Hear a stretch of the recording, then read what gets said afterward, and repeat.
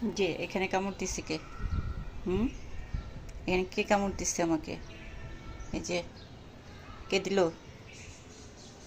এটা কি উচিত? বলো।